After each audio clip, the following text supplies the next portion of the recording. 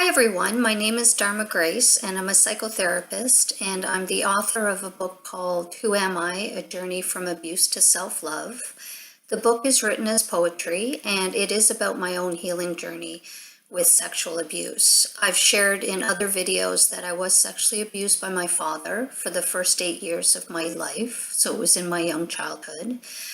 And I also talk about how this affected my sense of self and who I was. And then I talk about my healing journey.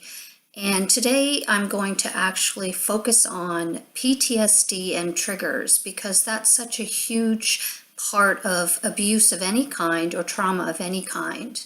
And a lot of times we don't even realize we're suffering from PTSD. I know that I didn't understand what it was. I did suffer from the effects of PTSD and it affected my life in a massive way. It was very difficult to live with that because I would get in situations where I would get triggered and then I would have all of the trauma come up in that moment. All of the feelings of betrayal and fear and just horrific emotions come up. And because they're coming up in the present, but they are the trauma that happened in the past, you think that what's in the present is causing it, because that would just be logical. But what happens is when we do suffer trauma and abuse, our minds actually remember different things that are happening at the time of the abuse.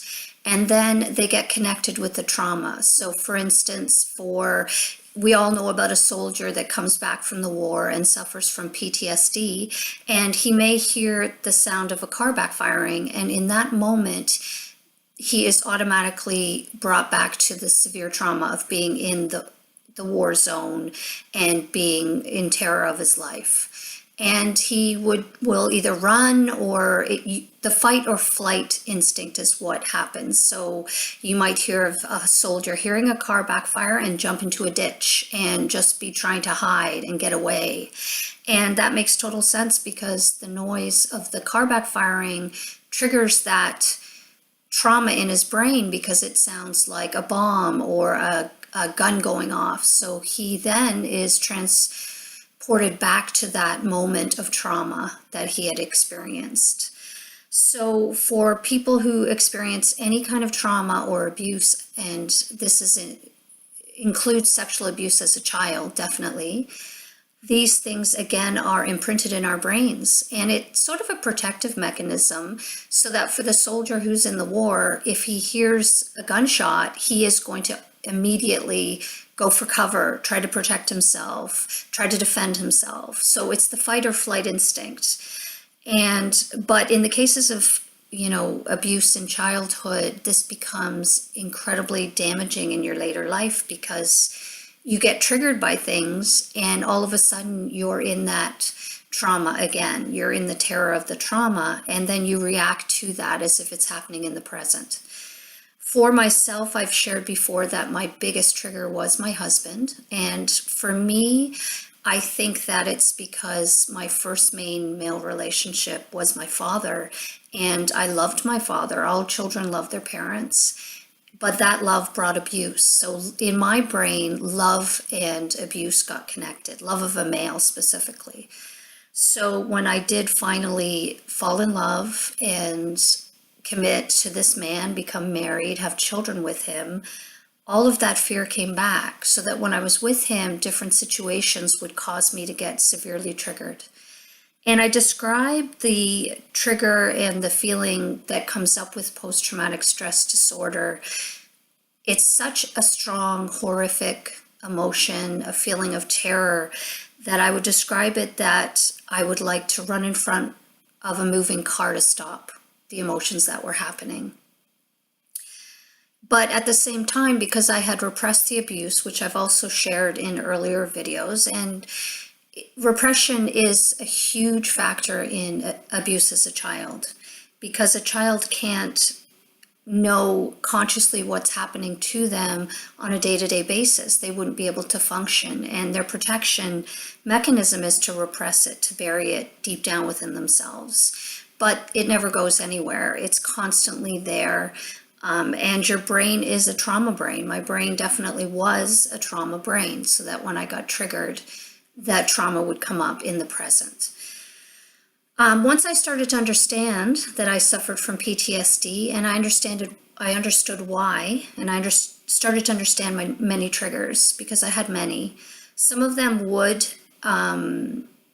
cause severe panic to come up, like PTSD, and others would cause anxiety, different levels of anxiety, different levels of negative emotions. So I had to sort of start to put the pieces together about how my child self had dealt with the abuse, how the abuse had been programmed into my brain, and how it was affecting me in the present. So that is the big journey, is the awareness, because once you have the awareness of what happened to you and you start to understand that when you're triggered, you are experiencing emotions from the trauma of childhood. You are not actually experiencing trauma that's happening in the present. So then you can start to have that knowing, and when it happens, you start to have an ability to ground yourself, just remind yourself that this isn't happening now. I remember with my husband, we used to use different things that would help when I started to feel the fear, which usually happened when we were out in public, and it was to do with sexuality, feelings of betrayal, feelings of fear, feelings of horror. I needed to voice this to my husband in the moment, and that was the big thing. So once I started to feel it, and once I started to recognize it, I could say, I'm feeling unsafe. And this would be a sign to him that I was having these emotions, and he would say things to me like, it's okay, you're safe, you're here with me, I love you, you're fine, nothing's going to happen to you. And this would really help. This would automatically dissolve a lot of that fear. It took time, and it was hard to catch it before it happened, because it's so intense and it's so immediate. But this is the journey, and once you have these awarenesses, that's when you have the ability to heal. The other thing that's really important is it's not a common knowledge that people who experience abuse as children suffer from PTSD. I've heard it described as the adults that have gone through childhood abuse are like the walking wounded, because there's no outward physical evidence that we have gone through trauma. It's all inward. It's all within our brains. Our brains are programmed like traumatic for trauma. So this is the journey I want people to understand about PTSD and about triggers. I want them to know that it's not who they are, and that it's not their fault, that this is how our brains work to protect us. Unfortunately, it goes haywire for people who have experienced childhood abuse, because then we are always afraid. We're always waiting for the next time when we have an episode of panic and trauma and trigger. So the other thing I'd like to mention is that triggers are different. They're very specific to what the child remembered at the time of the abuse. Triggers can be a sound, like for the soldier, the car backfiring may sound like a gun going off. For a child, it could be, a sound that's they've heard during the abuse. It could be a smell. So for a lot of people who are abused, their abusers are alcoholics. And so it would be common for them to smell alcohol during the abuse, and that then may be a trigger. So when they get older and they have that same smell of alcohol, they all automatically have that fear and that terror of the abuse come up, and that comes up in different ways. So another thing, just to give a personal example, I remember that when I was married, it was very difficult the time between about 4 to 6. And I would get very anxious about my husband coming home. And I started to realize that that had to do with when I was a little child, and that was the time my father would come home.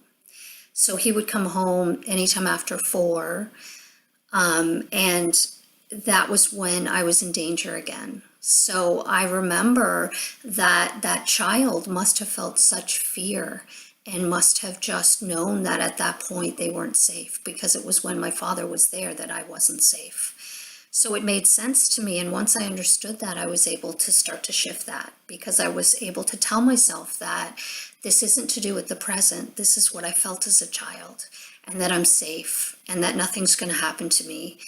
And this changed things. It's totally changed that trigger. It's changed all my triggers. I don't suffer from PTSD anymore, even though it was such a huge part of my life. So triggers are very important to recognize. They're a huge part of how abuse affects us. And it's something that we can change. It's something we can shift. So it's really understanding ourselves. It's going inward and figuring out those pieces of how the child felt. There's other things, I could mention. I have hundreds of things that I had awarenesses about that would cause me anxiety and fear. And I've been able to shift all of them. I do have moments when I sometimes feel some anxiety. This journey never ends for anybody. So it's always a continuous journey of figuring out more about yourself and more about what is triggering you. I mean, I think I'll be doing this work until I die, and that to me is fine, because I want to get better and better. But it definitely, I have shifted in such a massive way. So this is the end of this video. I hope it's really helped you to understand what is happening to you when you experience these horrific fear and anxiety and all of these feelings, that you are experiencing trauma. You're going back to the original trauma, but that it's not happening in the present. And that's the big thing to be aware of, and be able to ground yourself in the present. Remind yourself that you're safe. Remind yourself when this happens, this is to do with the trauma that I experienced as a child. And as you do this, and the more you understand it, and the more you see it for what it is, that's when you can start to be aware of it in the moment, and then you can change it. So I love you guys. I'm going to sign off, and I hope this video has helped. I'm going to do another video soon about, there is 2 parts to healing, and I'm going to talk about those 2 parts because they're so important.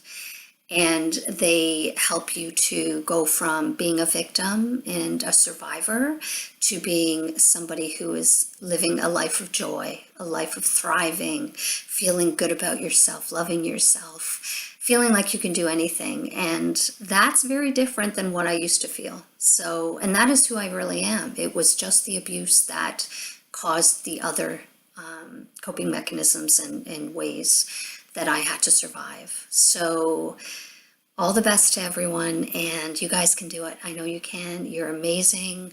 I want to say I'm so sorry that you had to go through this. That is something that I know we all have to hear, and most of the time we don't hear that. And I just want to say I'm so sorry. You didn't deserve any of that. You're perfect. You're beautiful. You're amazing. You're unique. And I know you can heal from this. Okay, so till next time, talk to you then.